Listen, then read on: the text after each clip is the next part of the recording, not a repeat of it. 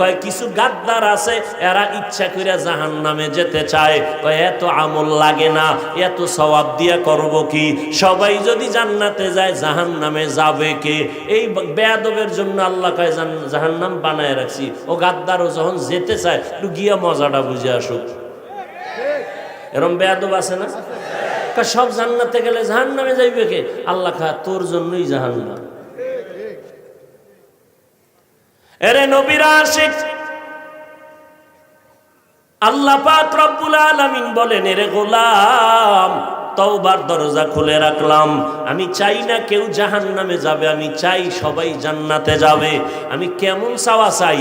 হিসাব সারা যেন সবাই বিনা হিসাবে জান্নাতে যায়। কারণ হিসাবের কাঠগড়ায় দাঁড়াইয়া কেউ যদি জান্নাতে যেতে চায়, জাহান্নামের শাস্তি ভোগ না করিয়া জান্নাতে যেতে পারবে না। এরে নবীর আশিক, বিনা হিসাবে যদি জান্নাত পেতে চাও, আল্লাহর ওয়াদার হলো মুসলমান না হইয়া কবরে আসবা না। মুসলমান হইয়া কবরে যাওয়ার মানে কি? বলে বান্দা তোর অন্তরটারে গুনাহ থেকে পবিত্র বানাইয়া কবরে আয়, আমি আল্লাহ কিয়ামতের আগ পর্যন্ত কবর বেহেশতের বিছানা বানায় দিব, জান্নাতের সাথে রাস্তা বানায় দিব, জান্নাতের হাওয়া বাতাসে তুই আরামে ঘুমাবি। আল্লাহ পাক রব্বুল আলামিন হাসরের ময়দানে হিসাব ছাড়া জান্নাতে পাঠায় দিবেন। আল্লাহ চান বিনা হিসাবে জান্নাতে দেওয়ার জন্য।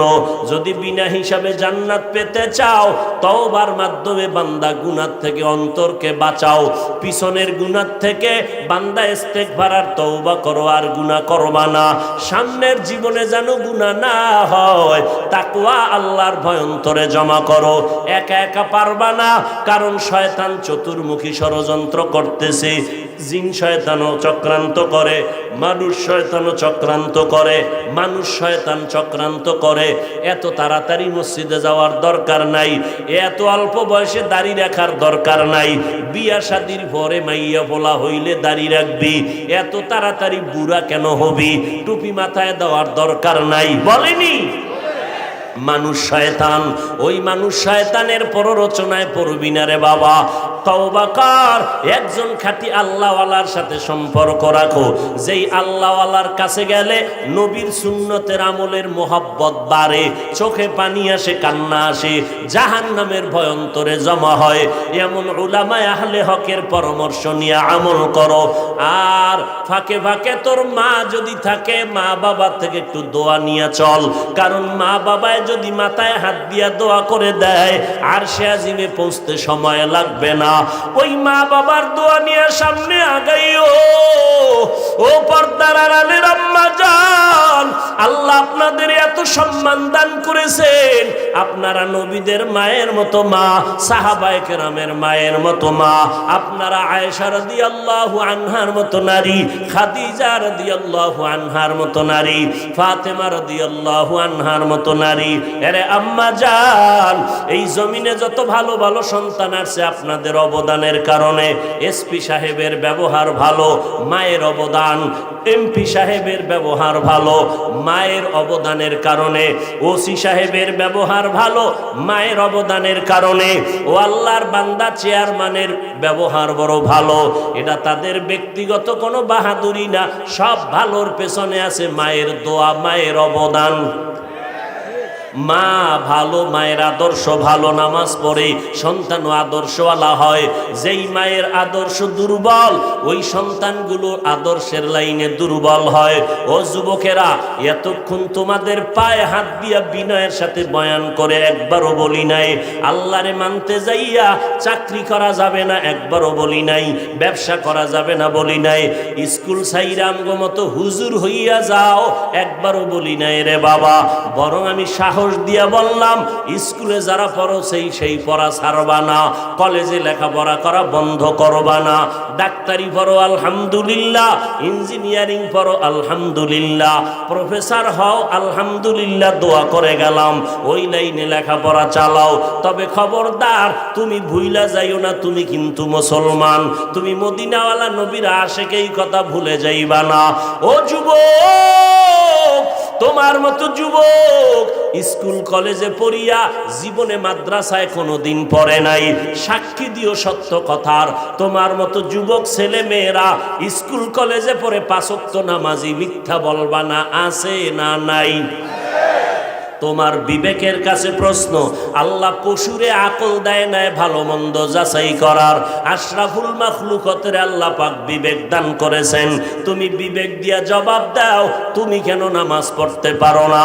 তোমার মতো যুবক র্যাব, আর্মি, পুলিশ, বিডিআরের চাকরি করে 5 বেলার নামাজ পড়ে, তুমি কেন পারো না রে বাবা? তোমার মতো যুবক সন্তান রাস্তায় গাড়ি চালায় 5 বেলার নামাজ পড়ে, তুমি কেন পারো না?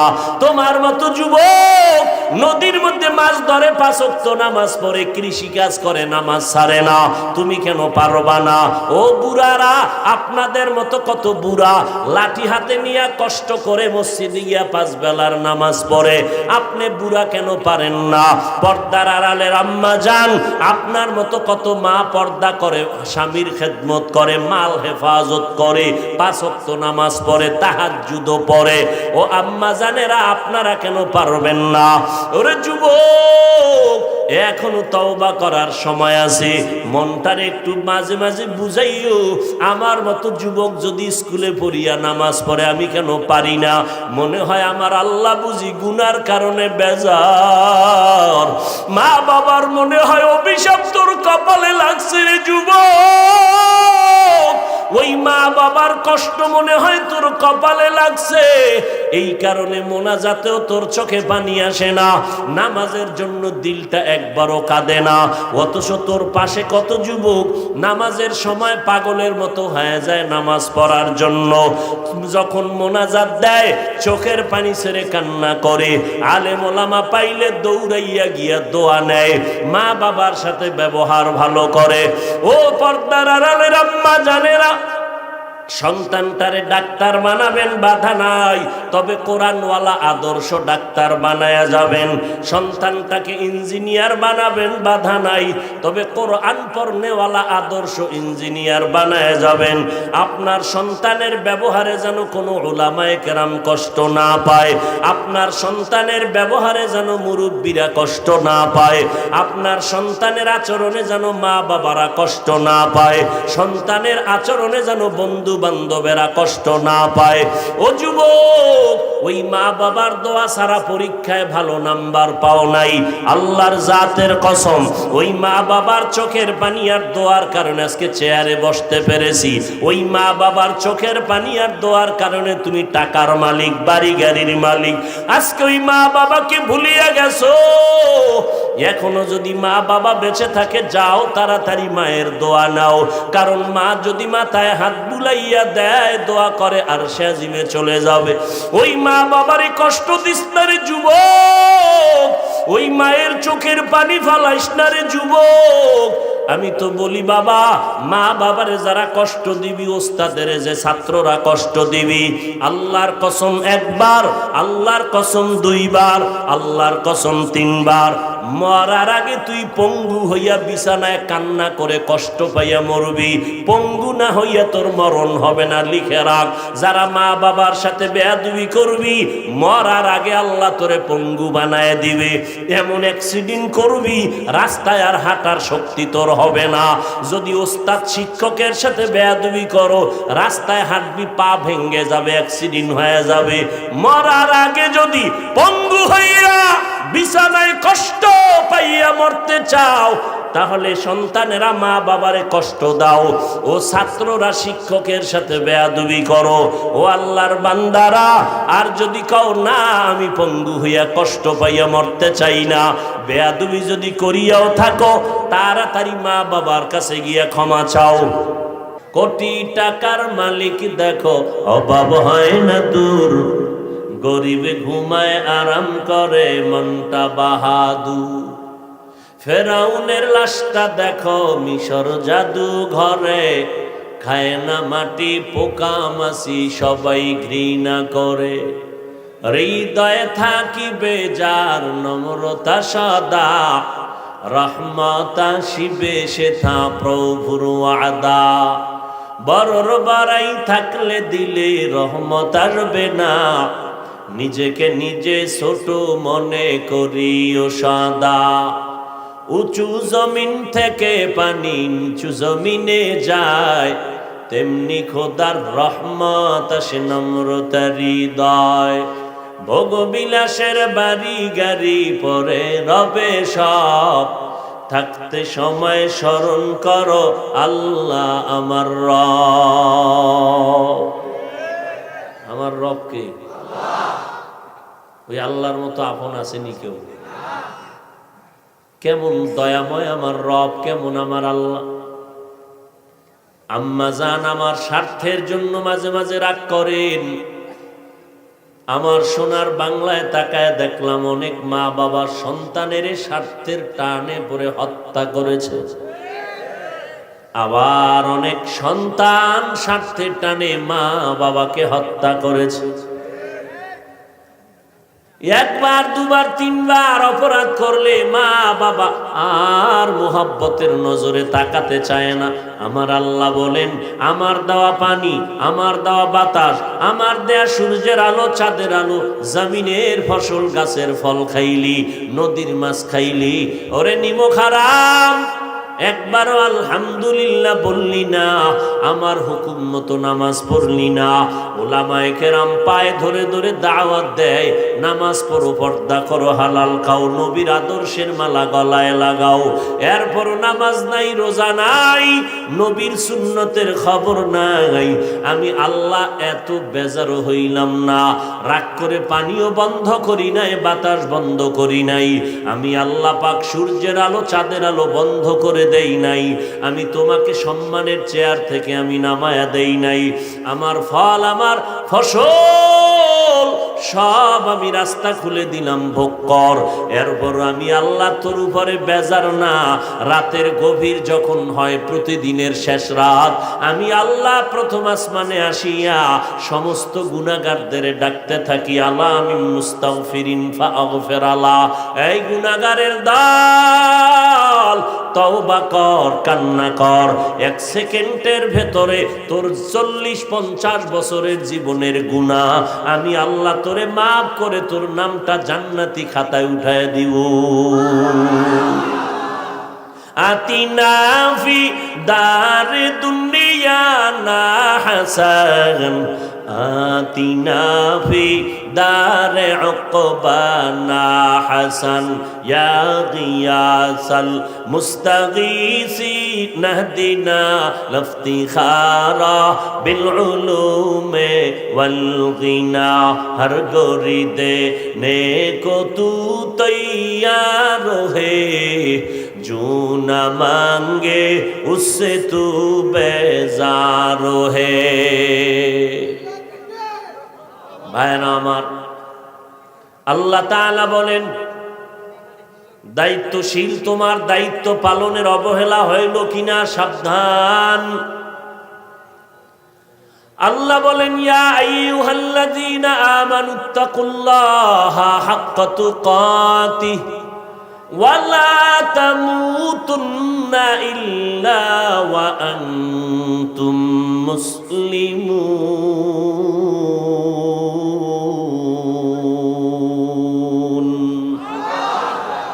মুসলমানি বুয়াদ গর্দন নেহাদান, এনানে খুদ বদস্তে খা জাদাদান, গর্ব সুরত আদমি ইনসাবুদে, আহমদ বু জাহলো হামেক সাবুদে।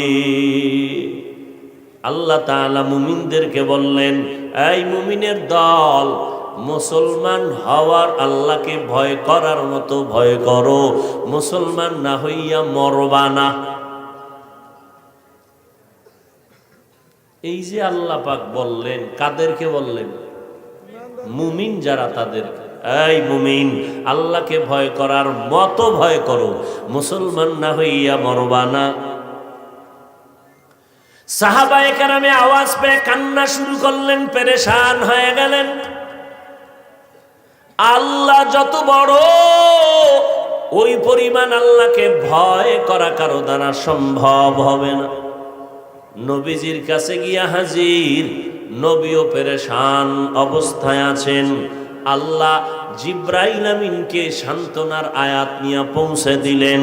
জিব্রাইল আমার নবীর আদালতে আসলেন, নবীর দরবারে এসে বললেন, ও নবী, সান্ত্বনার বাণী আল্লাহ দিয়েছেন, ইত্তাকিল্লাহা মাস্তাতাতুম। ওরে দুনিয়ার মুমিনেরা, আল্লাহকে ভয় করার মতো হক আদায় করে ভয় করতে হবে না, বরং তোমাদের সাধ্য মতো আল্লাহকে ভয় করো। সাহাবায়ে কেরাম আশ্বস্ত হলেন, হ্যাঁ, আমাদের সাধ্য মতো আল্লাহকে ভয় করা সম্ভব, তবে আল্লাহর হক আদায় করে ভয় করা কোনো বান্দা বান্দির দ্বারা সম্ভব হবে না। ইমামুল আউয়ালিন আল আখিরিন বহরে সদকা রহমাতাল লিল আলামিন সাইয়্যিদুল কাউনাইন খাতমুল মুরসালিন আখির আমদ বুদ ফখরুল আউয়ালিন শুদ ওয়াজুদাস রহমাতাল লিল আলামিন মসজিদে ও শুদ হামারো এ জমিন। আল্লাহ তাআলা বলেন, আমাকে সাধ্যমতো তোমরা ভয় করো।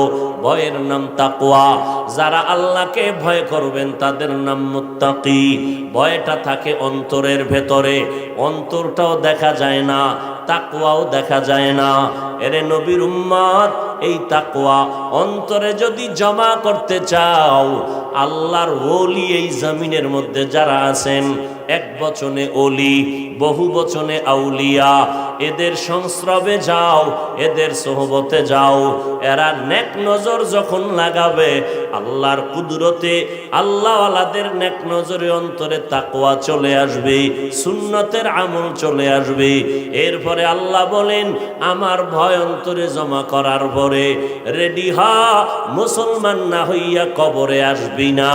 সাবধান, কথাটা মুমিনদের বলেছেন, কোন বেঈমানেরে বলেন নাই মুসলমান না হইয়া কবরে আসবা না। আল্লাহ বলেন, এই মুমিনের দল, মুসলমান না হইয়া কবরে আসবা না। এখানে আপনারা যারা আছেন, আমরা সবাই যেমন মুমিন তেমন আমরা সবাই মুসলমান, কিন্তু আল্লাহ মুমিনদের কেন বললেন মুসলমান না হইয়া কবরে আসবা না? তাহলে কি আমরা মুমিন হয়েছি, মুসলমানের রাস্তায় বুঝি এখনো যেতে পারি নাই? আল্লাহ আর একটা আয়াতে বলেন, ইয়া আইয়ুহাল্লাযীনা আমানু দুখুলু ফিস-সিলমি কাফা। এই মুমিনেরা, ইসলামের ঘরে পরিপূর্ণ প্রবেশ করো। আর এক আয়াতে আল্লাহ আবার স্পষ্ট করে বলতেছেন, ইয়া আইয়ুহাল্লাযীনা আমানু আমিনু বিল্লাহি ওয়া রাসূলি। ও মুমিনেরা, আল্লাহর উপরে রসুলের উপরে ঈমান আনো। আরে আল্লাহর উপরে রসুলের উপরে ঈমান আনার কারণেই তো আমরা মুমিন হয়ে গেলাম। কিন্তু আল্লাহ আবার কেন বলেন, যারা মুমিন তোমরা আবার আল্লাহর উপরে রসুলের উপরে ঈমান আনো? মুমিনের কেন ডাবল ঈমানের দাওয়াত আল্লাহ দিলেন? আমাদের সমাজে অধিকাংশ মূর্খ, ধর্মীয় জ্ঞানের অভাব, না কোরআন পড়তে পারে, আরবি না হাদিস পড়তে পারে। এই সমস্ত কিছু মূর্খতা বশত বলে, মুসলমান হইয়া মুসলমানের কেন কালেমার দাওয়াত দাও? নবীজি দাওয়াত দেশে কাফেরেরে, তোমরা কেন মুসলমান হইয়া মুসলমানের দাওয়াত দাও? আল্লাহ যদি মুমিনেরে ডবল ঈমানের দাওয়াত দিতে পারে, মুসলমান হইয়া কেন মুসলমানের দাওয়াত দিতে পারবো না? নাম্বার 2, মুসলমানের দাওয়াত বাদ দিয়া হিন্দুদের মন্দিরে যাইয়া দাওয়াতের কাজ করব, খ্রিস্টানদের গির্জায় গিয়া কাজ করব, কিন্তু ওখানে গিয়া লাভ যাই হবে, এর থেকে আমার আসল ঘরের ক্ষতি হয়ে যাইতেছে বেশি। কারণ দাবি করে মুসলমান, মদিনাওয়ালার সাথে কোনো কানেকশন নাই, নামাজের সময় আজান শুনে মসজিদে যায় না, অথচ সুদের সাথে জড়িত। যেই সুদের গুনাহ করলে 24টা ঘন্টার সেকেন্ডে গর্ভধারিণী মায়ের সাথে জিনার গুনাহ হবে। সুদের খাতায় নাম থাকলে হজ করবে, কবুল হবে না, যাকাত দিবে, কবুল হবে না। সুদের খাতায় নাম লেখাইয়া মোনাজাত দিলে একটা মোনাজাতও কবুল হবে না। সুদের খাতায় যাদের নাম আছে 10 তলা মাদ্রাসা বানাইলে সওয়াব হবে না, মসজিদে দান করলে সওয়াব পাবে না। আল্লাহ কয় রেডি থাক, আমি আল্লাহ রেডি তোর সাথে আমি যুদ্ধ করার জন্য, কারণ তুই এত বড় খারাপ, আমি আল্লাহ নিজে তোর সাথে যুদ্ধ করব। কারণ তোর অল টাইম আমল নামায় কবিরা গুনাহ, মায়ের সাথে জিনা করার গুনাহ হয়, অতএব আমি আল্লাহ তোর সাথে যুদ্ধ না করে থামতে পারি না। শেষ কথাই এর ফলাফল কি? কয় তোর জন্য চিরস্থায়ী জাহান্নাম। কয়দিন? সুদের সাথে জড়িত আশেকে রসুল আসেনি? এ যদি আশেকে রসুল দাবি করে তাহলে ভণ্ডকে? আমরা ভণ্ড, কারণ আমরা টুপি পরছি, দাড়ি পরছি, নামাজরা পড়ি, পর্দা করি, হালাল খাই, জিকির করি, আমরা ভণ্ড। আর যারা সুদ খায় এরা আশেকে রসুল। দুইটার একটা লাইন করতে হবে তো, হয়তো তারা ভণ্ড আমরা আশেক, না হয় তারা আশেক আমরা ভণ্ড। কথা ক্লিয়ার? আমরা টুপি মাথায় দিয়া কত গালি শুনতেছি, দাড়ির কারণে যৌবনের ভাব চলে যাইতেছে, লম্বা জামা পড়তেছি কষ্ট লাগতেছে, কত মানুষ কত কথা বলে, মাদ্রাসায় পড়তেছি সেখানেও কত মানুষ বাজে কথা বলে, শীতের দিন ফজরের নামাজ পড়তে ঠান্ডা পানি দিয়ে উজু করে কত কষ্ট, এরপরও আমরা আশেক হইতে পারবো না। তোমরা সুদ ঘুষ খাইয়া দাড়ি কামাইয়া আশেক হবা, তাহলে একটা দলিল দাও, আমিও টুপি দাড়ি ফালাইয়া দিই। যুবকেরা ভালো করে কথা বুঝার চেষ্টা করো, চিল্লা চিল্লি করবা না, কথা বুঝবা, ভদ্র বাবার ভদ্র সন্তানের মতো আওয়াজ দিবা, প্রয়োজন হলে স্বাভাবিক, চিৎকারের কোনো দরকার নাই। তুমি সারাদিন নামাজ পড়লা না, তুমি এখানে চিল্লাইলে কি হবে বলো? তুমি সারাদিন নামাজ পড়ো নাই, তো তোমার চিৎকারে কি হবে? ভালো করে বুঝো, ভালো করে বুঝো। মুহাম্মদ সাল্লাল্লাহু আলাইহি ওয়াসাল্লাম শেষ নবী, শ্রেষ্ঠ নবী, খাতামুন নবিয়্যিন। এর থেকে দামি কোনো পীর, কোনো বুজুর্গ, কোনো মুফতি, কোনো মুহাদ্দিস, কোনো বক্তা আছে? সবাই একমত না? এখানেও দ্বিমত। এই বেজাল কিন্তু মুহাম্মদের নিয়া, আল্লাহর নিয়া কিন্তু খ্রিস্টানেরাও বেজাল করে না, ওরাও আল্লাহ একজন মানে। মানে না? মানে না? আল্লাহ একজন মানি আমরা, তবে আল্লাহর সহযোগী আরো কয়েকজন আছে। খ্রিস্টানেরাও আল্লাহ একজন, কথা কও, মানে। এহুদিরাও মানে। হিন্দুরাও জিজ্ঞাসা করবেন সৃষ্টিকর্তা আল্লাহ একজন আছে, মানুনি? হ্যাঁ মানি। বেজাল কিন্তু সব গোষ্ঠীর মুহাম্মদের নিয়ে। ইহুদি আল্লাহ মানে, মোহাম্মদ মানে না। ওরা কয় আমগো শ্রেষ্ঠ নবী, আমগো আসল ঠিকানা শান্তির দূত ঈসা নবী। ইহুদিরা কয় ওজায়ের নবী। এইরকম এক একজন এক এক লাইনে। মোহাম্মদের মানতে গেলেই বাঁকা। ইহুদিরাও কয় মোহাম্মদ মানি না, আল্লাহ মানি, ঠিক আছে। খ্রিস্টানেরা কয় মোহাম্মদ রে মানি না। আমগো হালাত কি? কি সাফার জোরে মানো? মুহাম্মদের আদর্শের মতো সুন্দর শ্রেষ্ঠ আদর্শ আর কারো আছে? থাকলে কোনো বাপের বেটা দাঁড়ায় বল, আমি মুহাম্মদের আদর্শ জবাই করে ফালাইয়া আমি তারটা গ্রহণ করব। যদি কেউ প্রমাণ করতে পারো মুহাম্মদেরটা বাদ দিয়া আরো সুন্দর আদর্শ আছে, আব্রাহাম লিঙ্কনের, লেনিনের আদর্শ, কালমার্সের আদর্শ, মাও সেতুনের আদর্শ, প্রমাণ যদি দিতে পারো, আমি মুহাম্মদেরটা বাদ দিব। পারবা? নাম্বার, এই থামেন। নাম্বার 2, মুহাম্মদের আদর্শের ভেতরে, এই যুবকের দিকে তাকা, মুহাম্মদ সাল্লাল্লাহু, দেখছেন নি নবীর নাম শুনে দরুদও পড়ে না। বাঙালি এমন বদভ্যাস, জেলাফি না পাইলে দরুদ পড়বে না।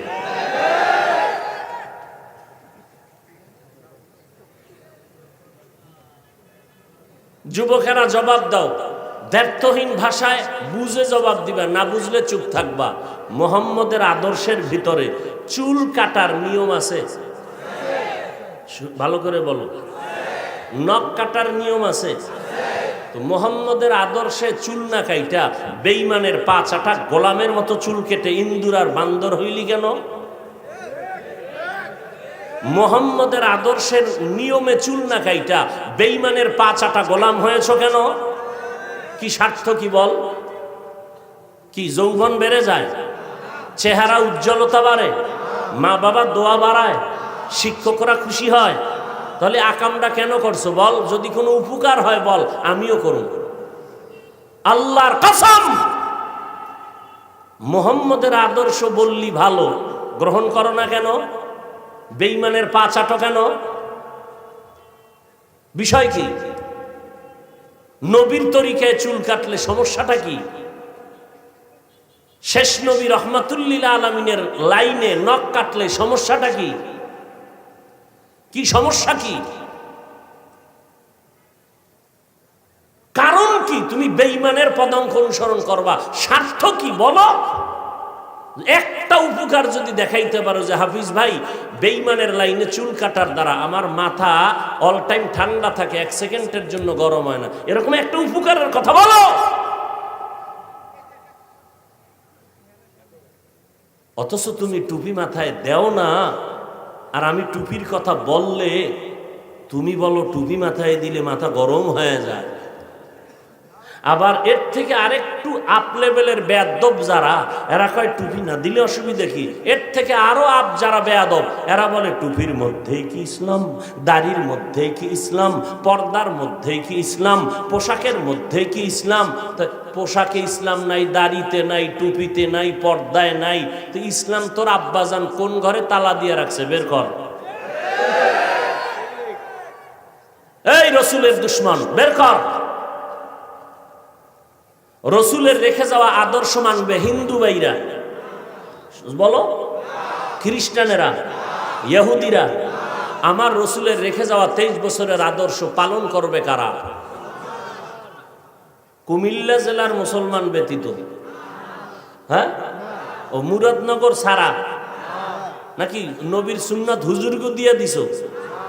যদি কেউ নবীর সুন্নাত শুধু হুজুরেরা মানবে, তাহলে জান্নাত হুজুরেরা পাবে, তোমাকে কপালে জুতা।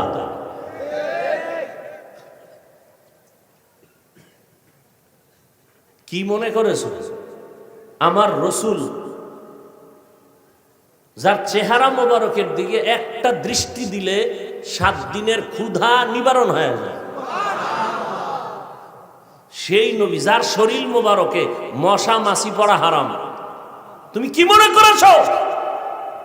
যেই রসুল রাস্তা দিয়ে হাঁটতেছেন, সূর্যের গরম লেগে রসুলকে কষ্ট দিবে, মেঘের একটা খণ্ড রসুলের মাথা মোবারকে, যেখানে নবী যায় সেখানে মেঘের খণ্ড ছায়া দেয়, সূর্যের গরম যেন রসুলের শরীরে কষ্ট না লাগে, সেই শরীরের মধ্যে তায়েফের ময়দানে পাথর মারলো বেঈমানের বাচ্চারা, ওহুদের ময়দানে দান দান শহীদ করলো তোমার দ্বীন ইসলামের জন্য। সেই রসুলের উম্মত দাবি করে তুমি দাড়ি কাটবা আর শাফাত করবে রসুল, আর দাবি করবা আশেকে রসুল। তোমার মতো ভণ্ড জমিনে কেউ হতে পারে না।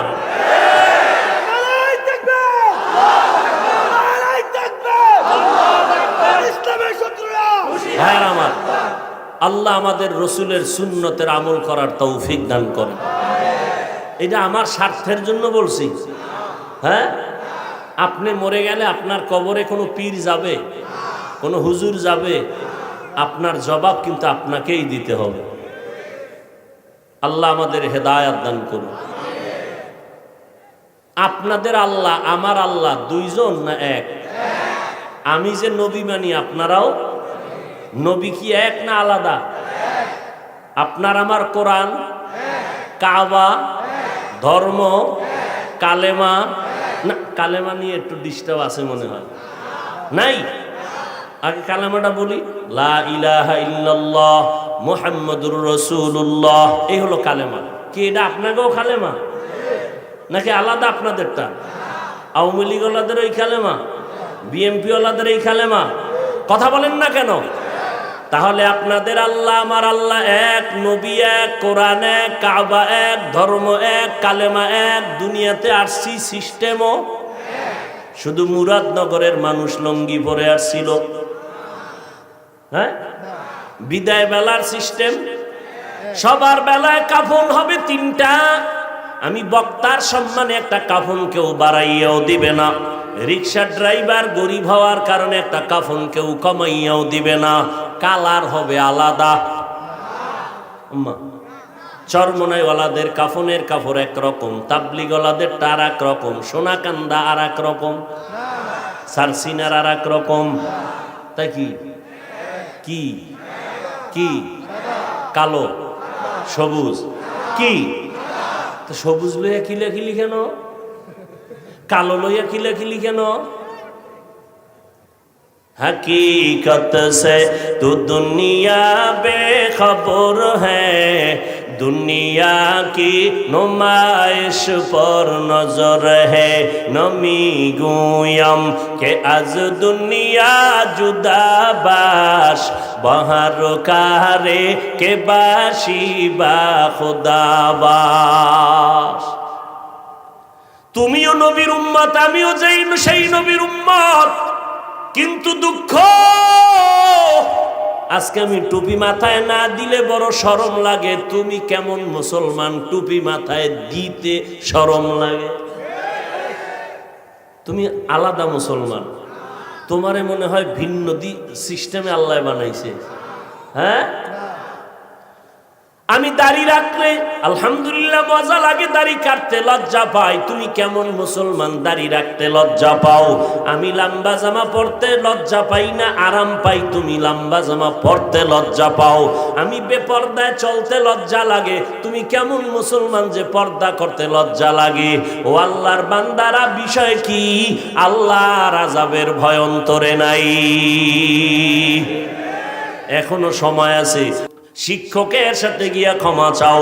এই মোবাইলের আপন বানাইয়া মায়ের সাথে বেয়াদবি করেছো, বাবার সাথে বেয়াদবি করেছো। এই মোবাইলটারে আপন বানাইয়া শিক্ষকের সাথে বেয়াদবি করেছো, টাকা পয়সা আত্মসাৎ করেছো, চরিত্র নষ্ট করেছো। ও আল্লাহর বান্দারা, হেদায়াতের মালিক আমার আল্লাহ। 13টা বছর আবু জাহাল আমার নবীরে দেখিয়াও কালেমা পড়ে নাই, কপাল পরা।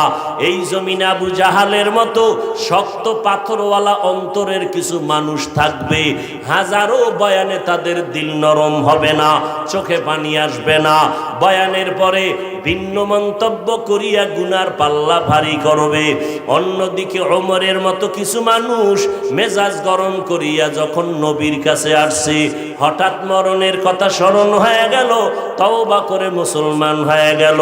ওমরের মেজাজের মানুষ এই জমিনে যারা ঢুকবে, ময়দানে বয়ান শোনার পর হঠাৎ মরণের কথা স্মরণ হয়ে যাবে, গুনার কথা স্মরণ করিয়া আল্লাহর বান্দা কান্না করে আল্লাহকে মনে মনে বলবে, ও দয়ার মালিক, মনে হয় যেন এই ময়দানে আমার মতো গুনাহগার কেউ নাই। গুনার কারণে আমার হাত না পাক, আমার চোখ না পাক, আমার জিহ্বা না পাক, অন্তর না পাক। আল্লাহ তুমি আমারে মাফ করিয়া দাও। আর কোনোদিন নামাজ ছাড়ব না, দাড়ি কাটিয়া আল্লাহর নবীরে কষ্ট দিব না, আর নবীর সুন্নতের বাহিরে চলব না, মা বাবারে কষ্ট দিয়া কাঁদাবো না, ওলামায়ে কেরামের বিরোধিতা করে গুনাহগার হব না। আজকে থেকে নামাজ পড়ব, 5 বেলার মা বাবার দোয়া নিয়ে চলব, ওলামায়ে কেরামের পরামর্শ নিয়ে চলব। দেশের বিরুদ্ধে, জাতির বিরুদ্ধে কোনো ষড়যন্ত্র করব না। এই রকম মনের যারা থাকবে, আল্লাহ তাদের হেদায়েতের দরজা খুলে দিল নরম করে দিবেন। যখন দিলটা নরম হবে, চোখের থেকে পানি আসা শুরু হয়ে যাবে। মদিনার নবী বলেন, গাভীর ওলান থেকে দুধ বের করে ভেতরে যেমন ঢুকানো সম্ভব না, জাহান্নামের আযাবের ভয়ে যারা চোখের পানি ছেড়ে কান্না করবে, এদেরকে জাহান্নামে দেওয়াও সম্ভব হবে না। তওবা করার মতো যদি কারো অন্তর তৈরি হয়, মরিয়ে গেলে যাব, হায়াতের মালিক আমার আল্লাহ, ইজ্জতের মালিক আমার আল্লাহ। জীবনে তো অন্যায় কম করো না রে যুবক, আজকে তওবা করে নাও। আর কোনোদিন গুনাহ করবা না, মা বাবারে কষ্ট দিবা না, ওলামায়ে কেরামের বিরোধিতা করবা না, নামাজ ছাড়বা না, নবীর তরিকা মেনে চলবা, দাড়ির মধ্যে অস্ত্র লাগাইবা না, মা বাবার দোয়া নিয়ে সামনে আগাইবা, দেশ ও জাতির বিরুদ্ধে ষড়যন্ত্র করবা না। তওবা করার মতো যদি কারো অন্তর তৈরি হয়, মুনাফিকি দুর্বলতা না থাকে, যাদের অন্তর ফ্রেশ মনে তওবার নিয়ত আছে, আমি তাদেরকে বলবো, খাঁটি তওবার নিয়তে দুটো হাত আল্লাহকে দেখাইয়া দাও। আয় আল্লাহ, হাতগুলো কবুল করে নেন, তওবা কবুল করে নেন। আমাদের তওবার উপরে মজবুত হইয়া নবীজির তরিকায় মরণ পর্যন্ত চলার তৌফিক দান করেন, আমিন। আলহামদুলিল্লাহি রাব্বিল আলামিন, ওয়াসসালাতু ওয়াসসালামু আলা সাইয়্যিদিল আম্বিয়া ওয়াল মুরসালিন ওয়া আলা আলিহি ওয়া আসহাবিহি আজমাইন ইয়া আরহামার রাহিমিন ইয়া আরহামার রাহিমিন ইয়া আরহামার রাহিমিন রব্বিরহামহুমা কামা রব্বায়ানি সগীরা আল্লাহুম্মা ইন্নাকা আফুউন কারীম তুহিব্বুল আফওয়া ফা'ফু আন্না। ও দয়ার মালিক, কুদরতের নজর দিয়া তাকায় দেখেন ওলামায়ে কেরাম, মুরব্বী, হাজী সাহেব, ব্যবসায়ী, চাকরিজীবী, ছাত্র ভাই, যুবকেরা হাত তুলেছেন। পর্দার আড়ালের মা